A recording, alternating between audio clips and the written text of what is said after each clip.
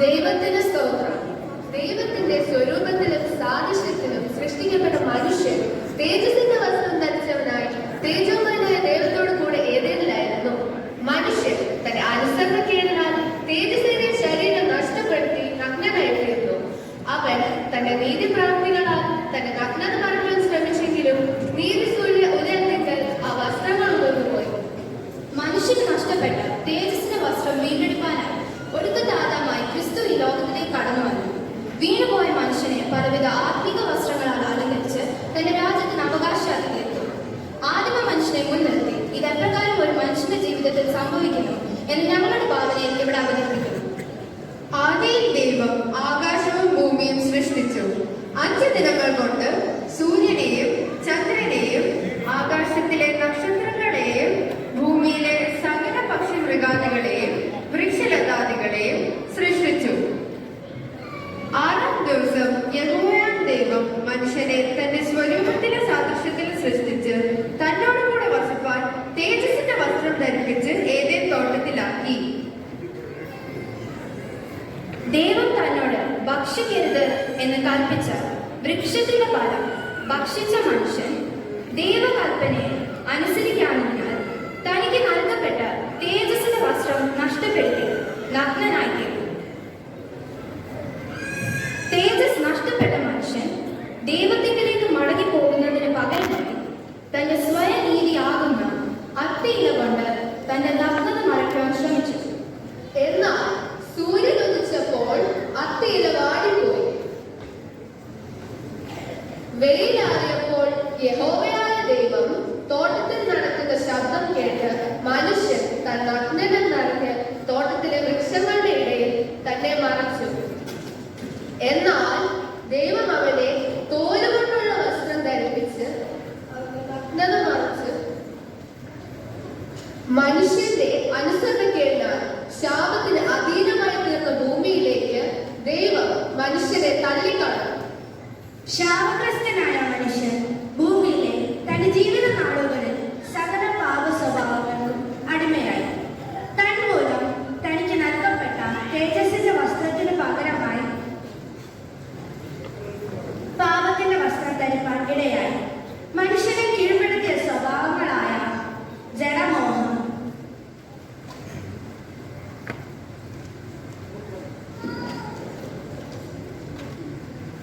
കൺമോഹം,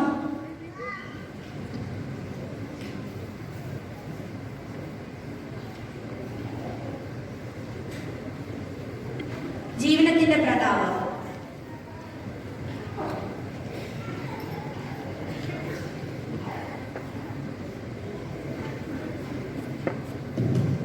ഇവ മൂലമായി തന്റെ ജഡ ആശകൾക്കനുസരിച്ച് പാപജീവിതം നയിക്കുവാൻ മനുഷ്യൻ ആരംഭിച്ചു. മനുഷ്യൻ സൃഷ്ടാവായ ദൈവത്തെ മറന്ന് പാപത്തിൽ മുഴുകി ജീവിച്ചുകൊണ്ടിരുന്നു.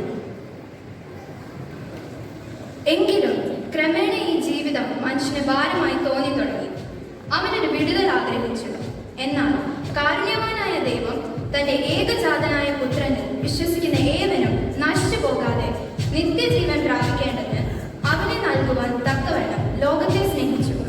പിതാവിന്റെ തിരുഹിതം നിറവേറ്റാനായി മാനവരാശിയുടെ വീണ്ടെടുപ്പിനായി കർത്താവായ യേശു സ്വർഗസിംഹാസനം വിട്ട് താന ലോകത്തിലേക്ക് ഇറങ്ങി കാൽവരിയിൽ നമുക്ക് വേണ്ടി പരമയാഗമായി. ഈ സുവിശേഷം സകല മാനവരാശിയുടെ രക്ഷയ്ക്കായി ഉദ്ഘോഷിക്കപ്പെട്ടു. ഹല്ലേലൂയ! പാപകടഞ്ഞ വസ്ത്രവുമായി ദൈവപത്നീസ് നഷ്ടപ്പെട്ടു, ശപിക്കപ്പെട്ടു ഭൂമിയിലേക്ക് യാത്രയായ മനുഷ്യ, നീ സമാധാനമില്ലാതെ നിനക്ക് നഷ്ടപ്പെട്ട തേജസ്സേറിയ അനുഭവത്തെയോട് വിലപിക്കുന്നു. കാരുണ്യവാനായ ദൈവം തന്റെ ഏകജാതനായ പുത്രനെ തക്കവണ്ണം നിങ്ങളോട് കടന്നു പിതാവിന്റെ തിരുവിധം നിറവേറ്റാനായി സ്വർഗസിംഹാസനം വിട്ട് താന ലോകത്തിലേക്ക് ഇറങ്ങി കാൽവരിയിൽ യേശു എനിക്കും നിനക്കും വേണ്ടി പരമയാഗമായി. ഈ തേജസ്സേറിയ സുവിശേഷത്തിൽ വിശ്വസിച്ച് നിന്റെ പാപങ്ങളെ ഏറ്റുപറഞ്ഞ് ക്രിസ്തുവിലേക്ക് നീയും മടങ്ങി വരുമെങ്കിൽ പാപ ശാപരോഗങ്ങളിൽ നിന്ന് വിടുവിച്ച് പാപകരങ്ങളിൽ നിന്റെ വസ്ത്രം മാറ്റി യേശുവിന്റെ രക്തത്താലും ദൈവവചനത്താലും പരിശുദ്ധാത്മാവിലാലും കഴുകി വിശുദ്ധീകരിച്ച് നിനക്ക് രക്ഷാവസ്ത്രം നൽകും. തുടർന്ന് രക്ഷയുടെ വിവിധ വസ്തുക്കൾ ക്രിസ്തുവിൽ തികഞ്ഞവരാക്കേണ്ടതിന് വ്യത്യസ്തങ്ങളായ പുതുവസ്ത്രങ്ങൾ കരുണയോടെ നൽകി നിത്യതയോടെ വഴി നടത്തും.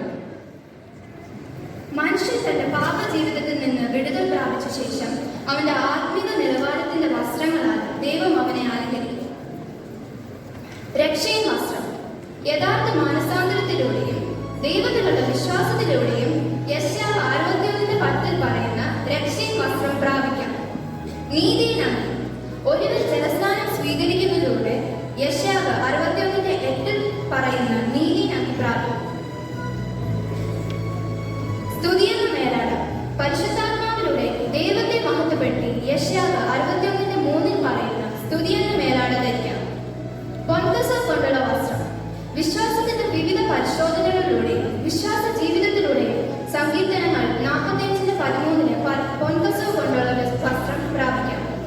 ചിത്രത്താലുള്ള വസ്ത്രം ക്രിസ്തീയ ജീവിതത്തിലെ കഷ്ടങ്ങളിലൂടെ തികഞ്ഞവർക്ക് സങ്കീർത്തനങ്ങൾ 45:14 പറയുന്ന ചിത്രത്താലുള്ള വസ്ത്രം പ്രാപിക്കും. ശുദ്ധവും ശുഭ്രവുമായുള്ള വിശേഷ വസ്ത്രം വെളിപ്പാട് 19:8 പറയുന്ന ഈ വസ്ത്രം പൂർണ്ണരാകപ്പെട്ട ക്രിസ്തുവിന്റെ മണവാട്ടിക്ക് ലഭിക്കും.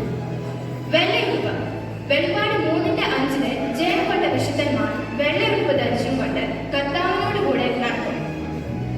ഏതിനും നഷ്ടപ്പെട്ട മനുഷ്യന്റെ തേജസ് ഇപ്രകാരം പുനഃസ്ഥാപിക്കപ്പെട്ടു സ്വർഗീയമായ അനുഭവത്തിലേക്ക് മടങ്ങി വന്നു. പ്രിയരെ, റോമർ 13:14 പറയുന്നത് പോലെ കർത്താവായ യേശു ക്രിസ്തുവിനെ തന്നെ ധരിച്ചുകൊണ്ട് നാം ഈ ലോകത്തിൽ ക്രിസ്തുവിന്റെ ഉത്തമ സാക്ഷികളായി നമ്മുടെ ആത്മിക ജീവിതത്തെ കാത്തു സൂക്ഷിക്കാം. ദൈവവചനം ഊന്നി പറയുന്ന ക്രിസ്തുവിന്റെ സ്വഭാവങ്ങളാകുന്ന താഴ്മയും വിശുദ്ധിയും നീതിയും അനുസരണവും നമ്മുടെ ജീവിതത്തിലൂടെ വെളിപ്പെടട്ടെ. ക്രിസ്തുവിന്റെ സ്നേഹമാകുന്ന മേലങ്കി ധരിച്ചുകൊണ്ട് നമ്മിലൂടെ ഈ ലോകം ക്രിസ്തുവിനെ ദർശിക്കാനിടയാകട്ടെ. മണവാട്ടിയുടെ വസ്ത്രം ധരിച്ചുകൊണ്ട് നാം വേഗം വരുന്ന മണവാളനായ ക്രിസ്തുവിനെ എതിരേൽക്കാം. ദൈവത്തിന് സ്തോത്രം.